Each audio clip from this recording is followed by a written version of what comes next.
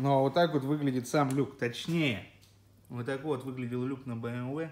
Все салазочки, все грязные. Поэтому он нормально у нас и не работал, и скрипел. И, в общем, издавал странные звуки, какие не должны были быть. Но вот так будет выглядеть. Ну и эта сторона тоже, соответственно. Димон все прочистил, промазал. И теперь должно быть все хорошо. И картон уберем. Бескартонная будет у нас BMW. Причем, скорее всего, картон этот был заводской. Ну, по крайней мере, вот таким вот образом все было дело приклеено.